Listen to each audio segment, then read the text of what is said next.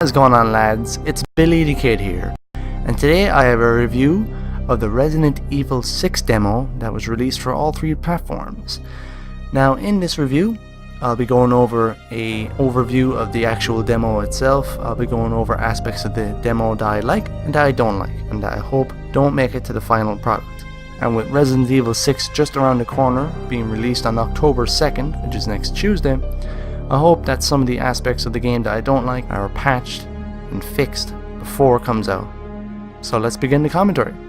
So first off, I want to do a little bit of an overview of the demo itself. There are 3 chapters that you can play. You can play as Leon S. Kennedy and Helena Harper in Chapter 1. You can play as Chris Redfield and Piers Nevins in Chapter 2. And you can play as Jake Mueller and Sherry Birkin in Chapter 3. Leon and Helena's chapter takes place in Tall Oaks in June of 2013. Chris and Piers' chapter takes place on Christmas Eve of 2012 in Edonia in Eastern Europe. BSAA, our job is to rid the world of bioterrorism. And the only way we're gonna do that is by sticking together. Nobody's expendable. Exactly. And Jake and Sherry's chapter takes place in China in 2013. A lot more. Are you sure this wasn't part of the contract? There is the ability to play co-op online with one of your friends who also has the demo to try and pass one of the chapters in the demo.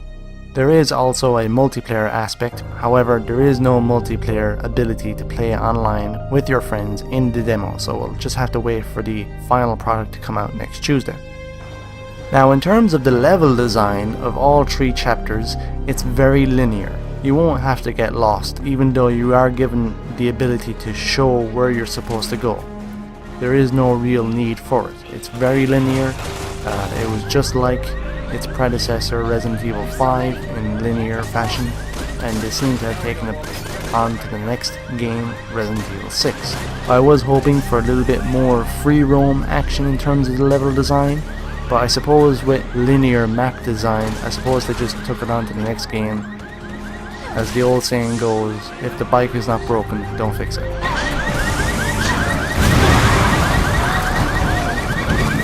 As for the cutscenes and the actual gameplay itself, the graphics and the lighting, I have to say, are very, very good. There are certain aspects of the game which will freak you out in terms of the lighting. Enemies will hide in shadows and you will be easily surprised, so keep your eyes on the shadows, especially in the cutscenes where you can see the lighting of the characters' faces and the motion capture. I thought they did very well. It's easy to start thinking when you see the characters talk to each other in the cutscenes. It's easy to forget that you're playing a video game and not watching a movie. God help us.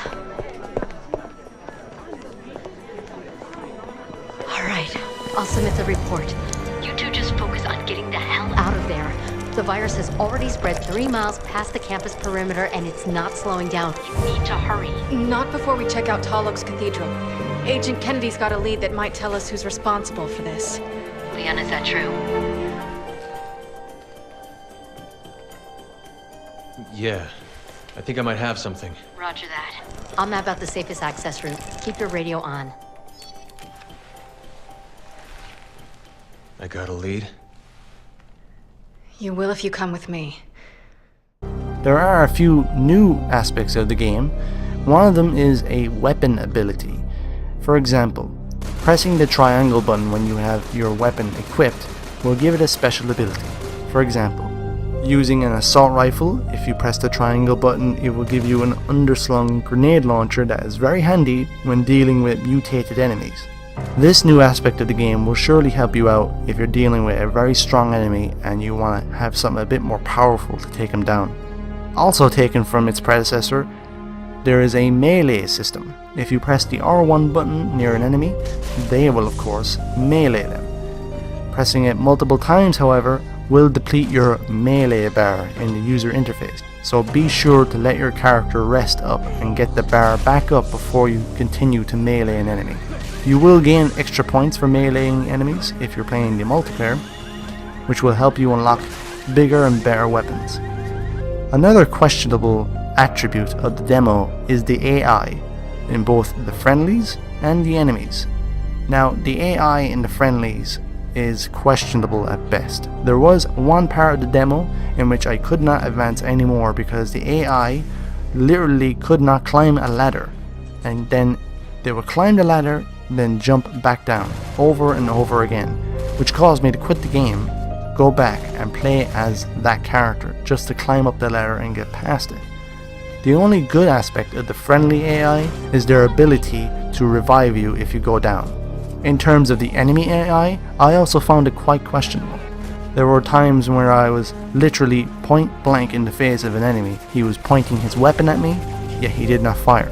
Now, I don't know whether this was a deliberate act by Capcom to make the demo much more easier to play, but I'm sure with the harder game modes like normal or extreme, it will be much more difficult and the AI will show its true colors. One other aspect of the game that I did not understand was the user interface.